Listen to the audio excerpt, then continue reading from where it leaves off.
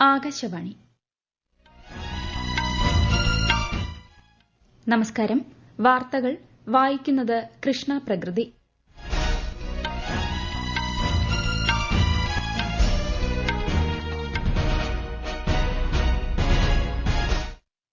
പ്രധാന വാർത്തകൾ. മതപരമായ വിവേചനം, വിദ്വേഷം, അക്രമം എന്നിവയിൽ നിന്ന് ലോകത്തെ മുക്തമാക്കാൻ പ്രതിജ്ഞാബദ്ധമെന്ന് ഐക്യരാഷ്ട്രസഭയിൽ ഇന്ത്യ. കേന്ദ്ര ആഭ്യന്തരമന്ത്രി അമിത്ഷാ അസമിൽ വിവിധ വികസന പദ്ധതികൾക്ക് തുടക്കം കുറിച്ചു. യുക്രൈൻ വെടിനിർത്തൽ സംബന്ധിച്ച് റഷ്യയുമായി നടത്തിയ ചർച്ച ഫലപ്രദമെന്ന് അമേരിക്ക. യുഎസ് പ്രമേയം അംഗീകരിക്കണമെന്ന് റഷ്യയോട് ഫ്രഞ്ച് പ്രസിഡന്റ് ഇമ്മാനുവൽ മാക്രോൺ. കേരളത്തിൽ പകൽ താപനില ഉയരുന്നു. അൾട്രാവയലറ്റ് വികിരണത്തിൽ മൂന്നാറിലും കൊട്ടാരക്കരയിലും ഓറഞ്ച് ജാഗ്രത.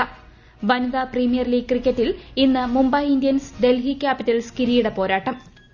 വാർത്തകൾ വിശദമായി. മതപരമായ വിവേചനം, വിദ്വേഷം, അക്രമം എന്നിവയിൽ നിന്ന് ലോകത്തെ മുക്തമാക്കാൻ പ്രതിജ്ഞാബദ്ധമാണെന്ന് ഐക്യരാഷ്ട്രസഭയിൽ ഇന്ത്യയുടെ സ്ഥിരം പ്രതിനിധി പി ഹരീഷ്. എല്ലാ രാജ്യങ്ങളും പൌരന്മാരെ തുല്യമായി പരിഗണിക്കണമെന്നും മതപരമായ വിവേചനം പ്രോത്സാഹിപ്പിക്കരുതെന്നും അദ്ദേഹം അഭിപ്രായപ്പെട്ടു. ജമ്മുകശ്മീരിനെക്കുറിച്ച് പാകിസ്ഥാൻ മുൻ വിദേശകാര്യ സെക്രട്ടറി നടത്തിയ പരാമർശങ്ങളെ അദ്ദേഹം വിമർശിച്ചു. പാകിസ്ഥാന്റെ അതിർത്തി കടന്നുള്ള ഭീകരപ്രവർത്തനങ്ങളെ ന്യായീകരിക്കാൻ ഇത്തരം പ്രസ്താവനകൾ മതിയാകില്ലെന്നും ശ്രീ പി ഹരീഷ് പറഞ്ഞു.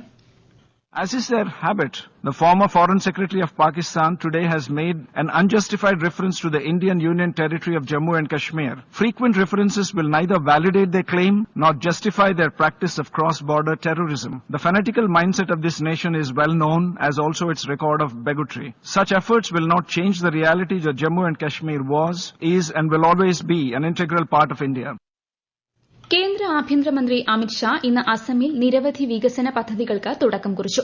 ഗോലാഘട്ട് ജില്ലയിൽ ലച്ചിത് ബർഫുകാൻ പോലീസ് അക്കാദമിയുടെ ഉദ്ഘാടനവും പോലീസ് അക്കാദമിയുടെ ഭവന പദ്ധതികൾക്കുള്ള തറക്കല്ലിടലും ശ്രീ ഷാ നിർവഹിച്ചു. തുടർന്ന് അദ്ദേഹം മിസോറാം സന്ദർശിക്കും. പുതിയ ക്രിമിനൽ നിയമങ്ങൾ നടപ്പിലാക്കുന്നതുമായി ബന്ധപ്പെട്ട് 8 വടക്ക് കിഴക്കൻ സംസ്ഥാനങ്ങളിലെ മുഖ്യമന്ത്രിമാരുമായി അദ്ദേഹം നാളെ ഗുവാഹത്തിയിൽ കൂടിക്കാഴ്ച നടത്തും. കേന്ദ്രമന്ത്രി അശ്വനി വൈഷ്ണവ് ഒരു ദിവസത്തെ തമിഴ്നാട് സന്ദർശനത്തിനായി ചെന്നൈയിലെത്തി. തിരുവള്ളൂരിൽ സെറ്റ് വർക്ക്സ് ഇലക്ട്രോണിക്സിന്റെ പുതിയ ക്യാമ്പസ് അദ്ദേഹം ഉദ്ഘാടനം ചെയ്യും. ഐഐടിയുടെ തായൂർ ക്യാമ്പസിലെ ഹൈപ്പർലൂപ്പ് പോഡും ശ്രീ വൈഷ്ണവ് സന്ദർശിക്കും. യുക്രൈൻ വെടിനിർത്തൽ സംബന്ധിച്ച് റഷ്യൻ പ്രസിഡന്റ് വ്ളാഡിമിർ പുടിനുമായി നടത്തിയ ചർച്ച ഫലപ്രദമായിരുന്നുവെന്ന് American president Donald Trump. US പ്രതിനിധി സ്റ്റീവ് വിറ്റ്കോഫ് റഷ്യൻ പ്രസിഡന്റുമായി മോസ്കോയിൽ ചർച്ച നടത്തുകയും തുടർന്ന് സമാധാനത്തിനായുള്ള അമേരിക്കൻ ശ്രമങ്ങളെ ക്രെംലിൻ അഭിനന്ദിക്കുകയും ചെയ്തിരുന്നു. രക്തരൂക്ഷിതമായ യുദ്ധത്തിന് അറുതി വരുത്താനുള്ള ഏറ്റവും മികച്ച അവസരമാണ് ഇതെന്ന് ട്രംപ് സമൂഹമാധ്യമത്തിൽ കുറിച്ചു. യുക്രൈനിൽ 30 ദിവസത്തെ വെടിനിർത്തൽ സംബന്ധിച്ച അമേരിക്കൻ പ്രമേയം അംഗീകരിക്കാൻ റഷ്യയോട് ആഹ്വാനം ചെയ്ത് French president Emmanuel Macron. Ukraine president Volodymyr സെലൻസ്കിയുമായും യുകെ പ്രധാനമന്ത്രി കെയർ സ്റ്റാമറുമായും താൻ ചർച്ച നടത്തിയതിൽ റഷ്യൻ പ്രതികരണം വൈകുന്നതിനെയും അദ്ദേഹം വിമർശിച്ചു.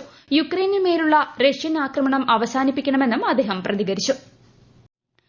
റഷ്യ യുക്രൈൻ യുദ്ധം അവസാനിക്കാൻ സാധ്യതയുണ്ടെന്ന് American president Donald Trump. Russian president Vladimir പുടിനുമായി ഇന്നലെ വിശദമായ ചർച്ചകൾ നടത്തിയതിനു ശേഷമാണ് ട്രംപിന്റെ പ്രസ്താവന.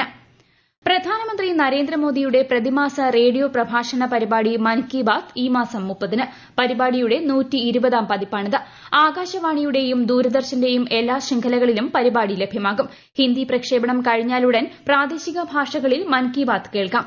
പരിപാടിയിലേക്കുള്ള ജനങ്ങളുടെ ആശയങ്ങളും അഭിപ്രായങ്ങളും ഈ മാസം 28 വരെ 1800-11-7800 എന്ന toll free number, Narendra Modi app, my G O V open forum എന്നിവയിലൂടെ സമർപ്പിക്കാവുന്നതാണ്. തെറ്റായ വാഗ്ദാനങ്ങളിൽ നിന്നും ഉപഭോക്താക്കളെ സംരക്ഷിക്കുന്നതിനും ഉപഭോക്തൃ അവകാശങ്ങൾ സംബന്ധിച്ച് അവബോധം വർദ്ധിപ്പിക്കാനും സർക്കാർ പ്രതിജ്ഞാബദ്ധമാണെന്ന് കേന്ദ്രമന്ത്രി പ്രഹ്ലാദ് ജോഷി. ലോക ഉപഭോക്തൃ സംരക്ഷണ ദിനത്തോടനുബന്ധിച്ച് സംഘടിപ്പിച്ച വെബിനാറിനെ വീഡിയോ കോൺഫറൻസിംഗിലൂടെ അഭിസംബോധന ചെയ്യുകയായിരുന്നു അദ്ദേഹം. ഉപഭോക്തൃ സംരക്ഷണം ഇ കൊമേഴ്സ് നിയമം 2020-ന് അനുസൃതമായി പരാതി പരിഹാര സംവിധാനം ശക്തിപ്പെടുത്തിയതായും ശ്രീ പ്രഹ്ലാദ് ജോഷി പറഞ്ഞു. സുസ്ഥിര ജീവിതശൈലിയിലേക്കുള്ള നീതിയുക്തമായ പരിവർത്തനം എന്നതാണ് ഈ വർഷത്തെ ലോക ഉപഭോക്തൃ സംരക്ഷണ ദിന പ്രമേയം. കേന്ദ്ര യുവജന കാര്യ കായിക മന്ത്രാലയം സംഘടിപ്പിക്കുന്ന വികസിത് ഭാരത് യൂത്ത് പാർലമെന്റ് മത്സരങ്ങളുടെ രജിസ്ട്രേഷൻ നാളെ അവസാനിക്കും. 18-നും 25-നും ഇടയിൽ പ്രായമുള്ള യുവതീ യുവാക്കൾക്ക് പങ്കെടുക്കാം. വികസിത ഭാരതം എന്നതുകൊണ്ട് എന്താണ് അർത്ഥമാക്കുന്നത് എന്ന വിഷയത്തിൽ 1 മിനിറ്റ് ദൈർഘ്യമുള്ള പ്രസംഗ വീഡിയോ പോർട്ടലിൽ അപ്ലോഡ് ചെയ്താണ് രജിസ്ട്രേഷൻ ചെയ്യേണ്ടത്. ഈ വാർത്തകൾ ആകാശവാണിയിൽ നിന്ന്. ആകാശവാണി വാർത്തകളും വാർത്താധിഷ്ഠിത പരിപാടികളും All India Radio News Thiruvananthapuram YouTube ചാനലിലും All India Radio News Thiruvananthapuram Facebook പേജിലും AR News_ തിരുവനന്തപുരം ഇൻസ്റ്റഗ്രാം അക്കൌണ്ടിലും AR News_TVM X ഹാൻഡിലും ലഭ്യമാണ്. കേരളത്തിൽ ചൂട് കൂടുന്നു. രാവിലെ 11 മണി മുതൽ വൈകുന്നേരം 3 മണി വരെ നേരിട്ട് സൂര്യപ്രകാശം ഏൽക്കാതിരിക്കാൻ ശ്രദ്ധിക്കണമെന്ന് മുന്നറിയിപ്പുണ്ട്. 10 ജില്ലകളിൽ മഞ്ഞ ജാഗ്രതയാണ്. പാലക്കാട്, തൃശൂർ, കോഴിക്കോട്, മലപ്പുറം ജില്ലകളിൽ ഇന്ന് താപനില 40 ഡിഗ്രി സെൽഷ്യസ് വരെ ഉയരാൻ സാധ്യതയുണ്ട്. അൾട്രാ വയലറ്റ് വികിരണ സൂചികയിൽ കഴിഞ്ഞ 24 മണിക്കൂറിൽ ഉയർന്ന ലെവൽ രേഖപ്പെടുത്തിയത് കേരളത്തിലെ 2 ഇടങ്ങൾ. പകൽ താപനില വർദ്ധിക്കുന്ന സാഹചര്യത്തിൽ സംസ്ഥാന ദുരന്ത നിവാരണ അതോറിറ്റി ജാഗ്രതാ നിർദ്ദേശങ്ങൾ പുറപ്പെടുവിച്ചു. കൂടുതൽ വിവരങ്ങളുമായി ആകാശവാണി ഇടുക്കി ജില്ലാ പ്രതിനിധി രതീഷ് കൃഷ്ണ. കേരളത്തിലെ മൂന്നാർ, കൊട്ടാരക്കര എന്നീ സ്റ്റേഷനുകളിലാണ് അൾട്രാവയലറ്റ് സൂചിക ഓറഞ്ച് ജാഗ്രതയായ 10 രേഖപ്പെടുത്തിയത്. കോന്നി, ചങ്ങനാശ്ശേരി, ചെങ്ങന്നൂർ, പൊന്നാനി എന്നിവിടങ്ങളിൽ 9ഉം തൃത്താലയിൽ 8ഉം രേഖപ്പെടുത്തിയിട്ടുണ്ട്. ഈ സ്റ്റേഷനുകളും ഓറഞ്ച് ജാഗ്രതാ പട്ടികയിലാണ്. ഇന്നലെ മൂന്നാർ, തൃത്താല, പൊന്നാനി എന്നിവിടങ്ങളിൽ അൾട്രാവയലറ്റ് സൂചിക ചുവപ്പ് ജാഗ്രതയായ 11 രേഖപ്പെടുത്തിയിരുന്നു. കഴിഞ്ഞ 24 മണിക്കൂറിൽ നേരിയ കുറവ് മാത്രമാണ് ഉണ്ടായത്. പകൽ 10 മണി മുതൽ 3 മണി വരെയുള്ള സമയങ്ങളിലാണ് ഉയർന്ന അൾട്രാവയലറ്റ് സൂചിക രേഖപ്പെടുത്തുന്നത്. ഈ സമയങ്ങളിൽ കൂടുതൽ നേരം ശരീരത്തിൽ നേരിട്ട് സൂര്യപ്രകാശമേൽക്കുന്നത് പരമാവധി ഒഴിവാക്കുന്നതടക്കമുള്ള സുരക്ഷാ മുൻകരുതലുകൾ സ്വീകരിക്കണമെന്നും പൊതുജനങ്ങൾക്ക് അധികൃതർ മുന്നറിയിപ്പ് നൽകിയിട്ടുണ്ട്. വനിതാ പ്രീമിയർ ലീഗ് ക്രിക്കറ്റ് ഫൈനലിൽ ഇന്ന് മുംബൈ ഇന്ത്യൻസ് ഡൽഹി ക്യാപിറ്റൽസിനെ നേരിടും. മുംബൈ ബ്രാബോൺ സ്റ്റേഡിയത്തിൽ രാത്രി 8 മണിക്കാണ് മത്സരം. തുടർച്ചയായ 3ാം ഫൈനലിനാണ് ഡൽഹി കളിക്കളത്തിലിറങ്ങുന്നത്.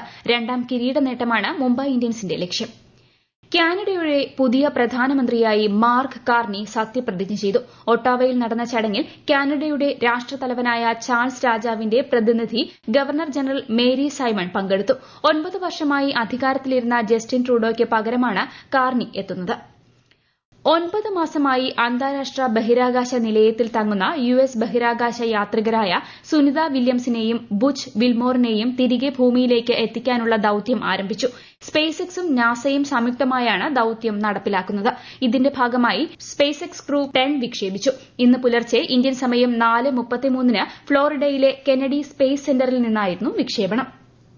ഇന്ത്യയുടെ വിദേശ നാണ്യ കരുതൽ ശേഖരം $1,500 കോടി ഉയർന്ന് $653.96 ബില്യൺ റിസർവ് ബാങ്ക് പുറത്തിറക്കിയ പ്രതിവാര കണക്കനുസരിച്ചാണ് ഇത്. കരുതൽ ശേഖരത്തിന്റെ പ്രധാന ഘടകമായ വിദേശ കറൻസി ആസ്തികളിൽ $13.93 ബില്യൺ വർധനയുണ്ട്. കേരളത്തിൽ ഖാദി തൊഴിലാളികളുടെ ആനുകൂല്യങ്ങൾ വിതരണം ചെയ്യാനായി 2.44 കോടി രൂപ അനുവദിച്ചതായി ധനമന്ത്രി KN ബാലഗോപാൽ. 12,500 തൊഴിലാളികൾക്കാണ് ആനുകൂല്യം ലഭിക്കുക. ഈ വർഷത്തെ സംസ്ഥാനതല ട്രാൻസ്ജെൻഡർ ഫെസ്റ്റ് വർണ്ണപ്പകിട്ടിന് നാളെ തുടക്കമാകും. ഫെസ്റ്റിന്റെ ഔപചാരിക ഉദ്ഘാടനം നാളെ മന്ത്രി R ബിന്ദു നിർവഹിക്കും. നാളെയും മറ്റന്നാളുമായി തിരുവനന്തപുരം കനകക്കുന്ന് നിശാഗന്ധി ഓഡിറ്റോറിയത്തിൽ നടക്കുന്ന ഫെസ്റ്റിൽ വിവിധ ജില്ലകളിൽ നിന്നുള്ള ട്രാൻസ്ജെൻഡർ വ്യക്തികളുടെ കലാപരിപാടികൾ അരങ്ങേറും. സ്വർണ്ണവില കുറഞ്ഞു. പവന് 80 രൂപ കുറഞ്ഞ് 65,760 രൂപയും ഗ്രാമിന് 10 രൂപ കുറഞ്ഞ് 8,220 രൂപയുമാണ് ഇന്നത്തെ വില. അന്താരാഷ്ട്ര പാരാഗ്ലൈഡിംഗ് ഫെസ്റ്റിവൽ ഈ മാസം 19 മുതൽ 23 വരെ വാഗമണിൽ നടക്കും. 11 രാജ്യങ്ങളിൽ നിന്നുള്ള 86 പേർ പങ്കെടുക്കും. International top landing accuracy cup ഉൾപ്പെടെ 6 മത്സര വിഭാഗങ്ങളാണ് ഉള്ളത്. Overall, women's, team, Indian overall, Indian women's, junior ഡിവിഷനുകൾ ഉൾപ്പെടെ വിവിധ വിഭാഗങ്ങളിലായി പാരാഗ്ലൈഡിംഗ് അക്യുറസി മത്സരങ്ങൾ നടക്കും.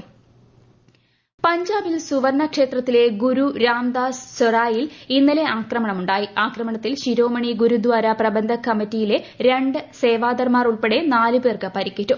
ആക്രമിയെ പിടികൂടി പോലീസിന് കൈമാറി. ഹരിയാനയിലെ ഷാദിപൂരിൽ നിന്നുള്ള ഗൽഫാൻ എന്നയാളാണ് പിടിയിലായതെന്ന് അമൃത്സർ പോലീസ് അറിയിച്ചു.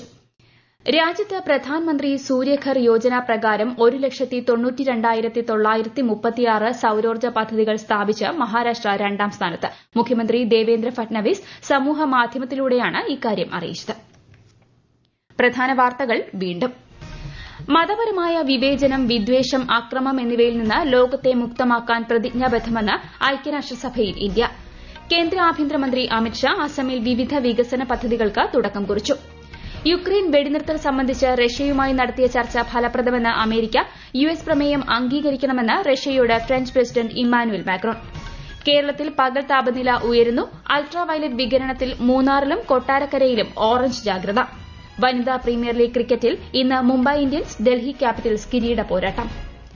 വാർത്തകൾ കഴിഞ്ഞു. അടുത്ത വാർത്താ പ്രക്ഷേപണം വൈകുന്നേരം 6:30.